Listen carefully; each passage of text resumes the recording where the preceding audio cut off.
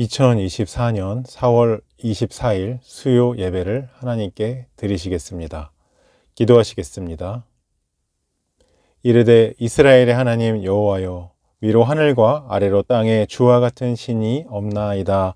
주께서는 온 마음으로 주의 앞에서 행하는 종들에게 언약을 지키시고 은혜를 베푸시나이다. 아멘. 주권자이신 하나님, 하늘 위에도 땅 아래도 주님과 같은 분은 없습니다. 주님께서는 주님의 백성과 맺은 언약을 지키시며 그들에게 주님의 사랑을 보이십니다. 약속을 지키시며 우리를 사랑하여 주시는 주님께 감사를 드립니다. 오늘 각 가정에서 드려지는 예배를 기뻐 받아 주시옵소서. 가정의 은혜와 축복을 내려 주시옵소서.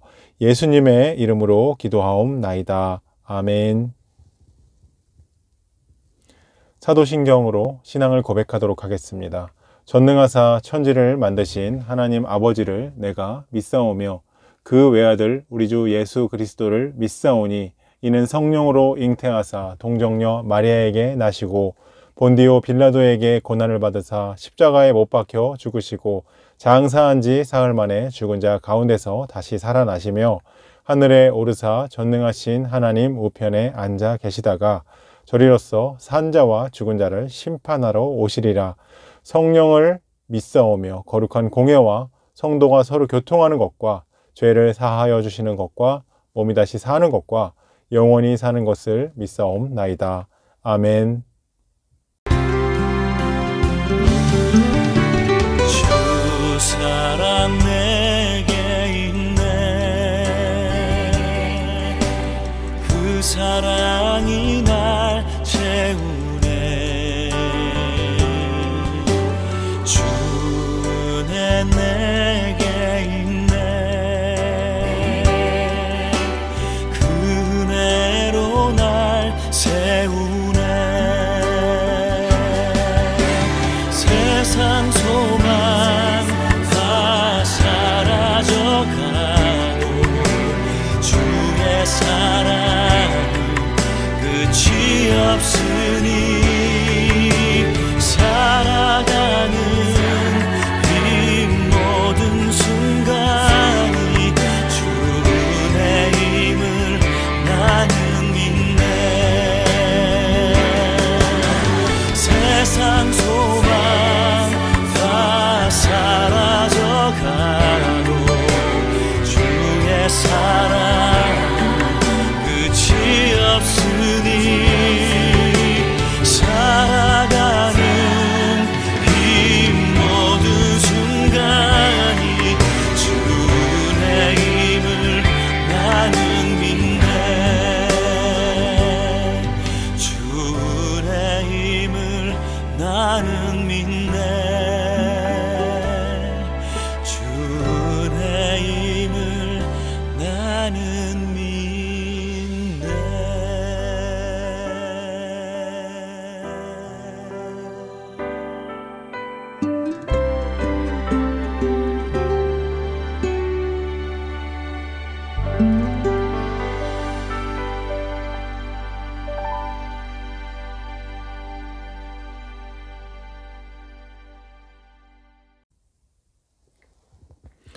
당시 사사의 사명은 왕이 통치하는 모습과는 좀 달랐습니다.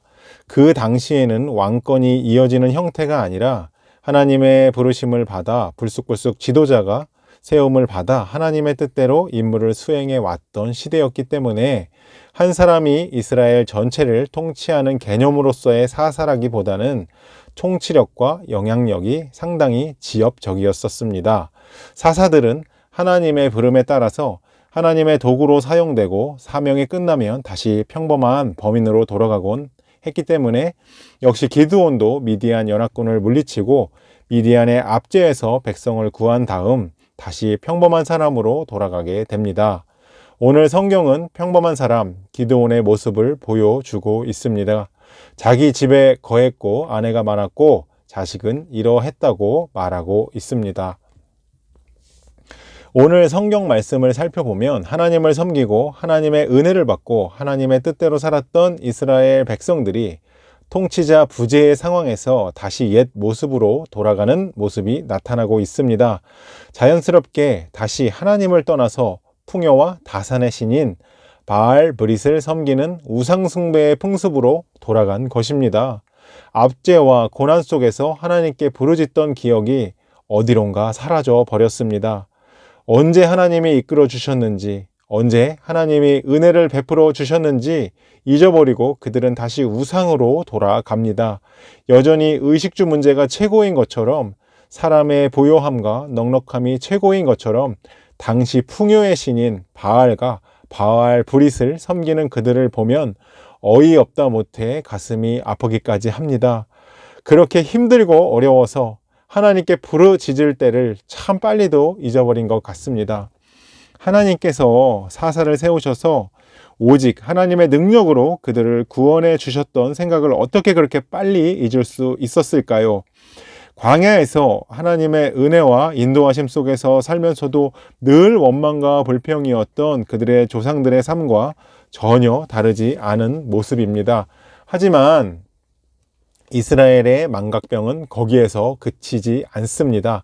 통치자가 없다는 이유로 타락을 정당화시킬 수 없음이 기드온의 가정에 대한 그들의 태도에서 여실히 드러나게 됩니다.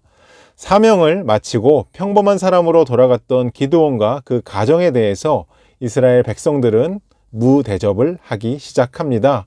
기드온이 집은 이스라엘을 구원하신 기드온의 집은 이스라엘을 구원하신 하나님의 은혜를 상징하고 있습니다. 하지만 성경은 이스라엘 백성들이 기드온이 베풀어준 은혜를 전혀 기억하지 않고 그 집안을 후대하지도 않았다고 기록하고 있습니다. 은혜를 배은망덕하게 갚았던 것입니다. 성경에서 하나님은 사람에 대해서든지 하나님에 대해서든지 은혜를 원수로 갚지 말라고 하십니다. 나 혼자 독불 장군처럼 살아가는 세상이 아니기 때문에 그렇습니다. 그렇기 때문에 우리는 이웃에게 늘 감사한 마음을 품을 수 있어야 하는 것입니다. 더욱이 영원한 생명을 주시고 순간순간 우리에게 보호의 손길을 거두지 아니하시는 하나님 앞에서는 어떻겠습니까? 하나님은 베풀어 주신 은혜와 하나님의 말씀을 잊지 말라고 너무나도 자주 강조하고 계십니다. 기드온이 이스라엘 백성에게 헌신한 업적이 있습니다. 그 은혜가 있기 때문에 기드온이 죽었을지라도 그 집안에 대한 업적을 인정해주고 후히 대접해주는 것이 은혜를 은혜로 갚는 것이 아니겠습니까? 하나님은 은혜를 원수로 갚는 배은망덕을 대단히 싫어하십니다. 하나님의 끊임없이 베푸시는 은혜에도 이스라엘 백성들이 배신하고 우상을 숭배할 때 하나님은 얼마나 많이 아파하셨는지 우리가 잘 알고 있습니다. 우리는 하나님께서 베풀어 주신 것뿐만 아니라 인간과 인간 사이에서 받은 은혜의 관계에서도 신실함과 감사함을 간직할 수 있어야 하는 것입니다. 또한 이 사실은 교회 공동체가 사랑과 은혜의 공동체가 되어야 함을 생각하게 해줍니다. 서로가 서로를 위해서 기도해주고 관심을 가져주고 사랑과 신의를 지키는 공동체가 되어야 하는 것입니다. 그런데 개인에게 좋은 일이 있어서 사회적 지위가 올라가고 또 좋은 기회가 있어서 소득을 좀 얻게 되면 서로 베풀어준 사랑과 은혜를 잃어버리는 것이 우리 인간들의 연약함입니다. 이렇게 얘기할 수 있습니다. 내가 언제 너가 나를 위해서 기도해 주었어? 언제 너가 나를 위해서 관심을 베풀어 주었어? 하는 식으로 대한다면 교회가 아니라 사회에서도 우스운 일이 될 수 있는 것입니다. 우리는 서로 사랑하며 서로 도우며 기도로 세워주는 은혜의 공동체가 되어야 할 줄로 믿습니다. 아멘. 사실 조금만 관심을 기울여 보면 나를 위해 기도해 주는 사람이 한둘이 아닙니다. 우리 이웃이 될 수도 있고 친척이 될 수도 있고 장로님이나 권사님이나 집사님이 될 수도 있는 것입니다. 하나님은 이렇게나 많이 나를 위해 중보하는 사람들을 붙여주셨습니다.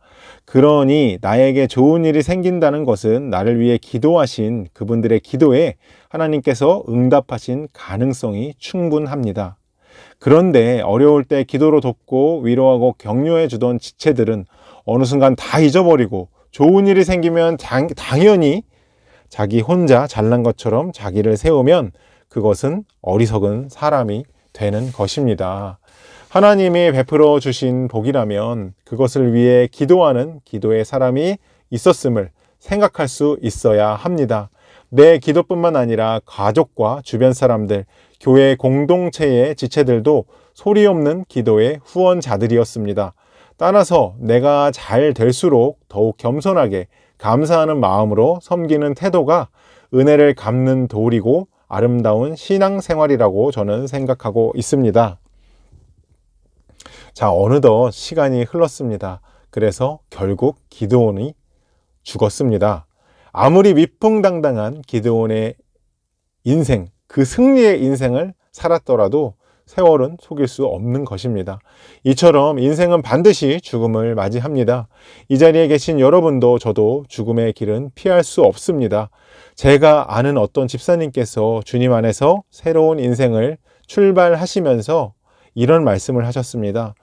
남은 인생이 얼마만큼인지 저는 모르지만 그 시간 동안에라도 정말 하나님 앞에서 부끄럼 없이 살아왔으면 좋겠습니다 라고 말씀하셨고, 또 그동안은 나를 위해서 살았지만 앞으로는 하나님을 위해서 하나님이 기뻐하시는 삶을 살고 싶으시다고, 그리고 나를 위해 살았던 그 지난 세월이 정말 회개하는 마음을 하나님께서 주시고 회개하고 싶다고 그렇게 말씀하시는 것을 들은 적이 있습니다. 이 얼마나 멋진 고백인지 모르겠습니다. 또한 하나님께서 이 마음, 이 고백을 보시고 얼마나 기뻐하셨겠습니까? 우리 인생의 마감은 어느 날 갑자기 순식간에 우리에게 들이닥칠 수 있습니다. 생각해보면 너무나도 짧은 인생입니다. 위대한 용사였던 기드온도 같습니다. 아무리 많은 업적을 남겼어도 그 모든 위인들도 다 같습니다. 우리도 끝이 언제인지 모르는 제한된 인생을 살고 있는데 어떤 기록을 남겨야 할까요? 하나님께서 그의 행위록에 아무도 모르는 시간에 내 모습도 남김없이 적으셨을 것입니다. 그리고 그 행위에 따라서 상을 주실 것입니다. 어찌 하나님의 기준에 부끄러움이 없는 사람이 있을 수 있겠습니까? 하지만 그래도 정말 열심히 살았다는 확신을, 그리고 최선을 다해서 하나님께 순종하면 살았다는 기록만큼은, 순종하면서 살았다는 기록만큼은 우리가 남겨야 하지 않을까 생각합니다. 흥청망청 이렇게 저렇게 나를 위해서 살다가 어느 날 갑자기 끝을 맞이하면 얼마나 예수님께 죄송하고 하나님 앞에 부끄럽겠습니까? 이처럼 언제 하나님께서 우리를 부르실지 모르는 그런 삶을 좀 더 복되게, 좀 더 알차게 순종하면서 살아간다면 후회 없는 인생을 만들 수 있을 것이라고 생각합니다. 다시 한번 하나님 앞에서 최선을 다하는 충성스러운 삶을 살아보자는 결단으로 하루를 출발하는 우리 성도님들 되시기를 주님의 이름으로 기도합니다. 우리 이 시간 기도할 때에 하나님 앞에 최선을 다하는 충성스러운 삶을 사는 인생을 살게 해달라고 이 시간 다 같이 한 목소리로 기도하도록 하겠습니다. 주 사랑 내게 있네. 그 사랑이 날 채우네. 주 은혜 내게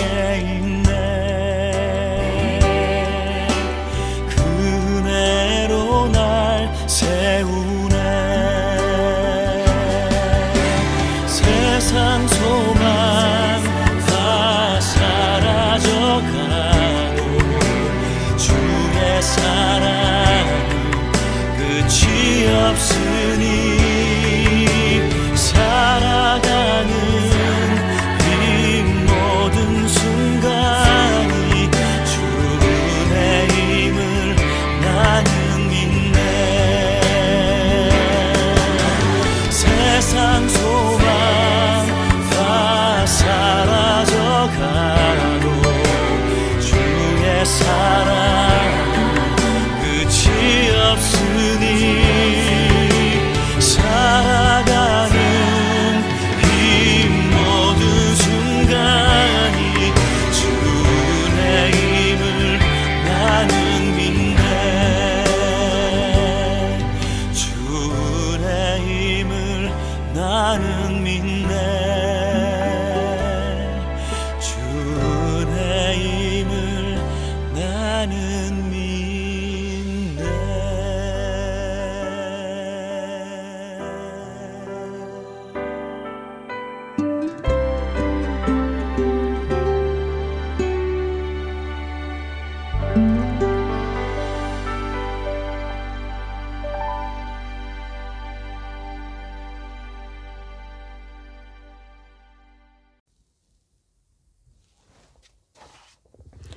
주기도문 하심으로 모든 예배를 마치도록 하겠습니다.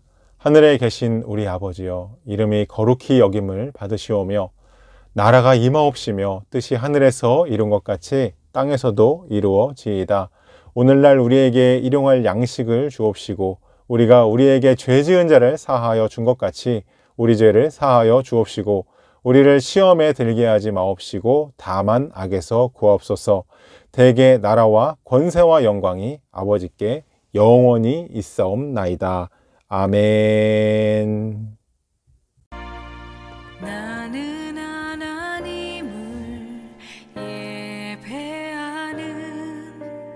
예배자입니다.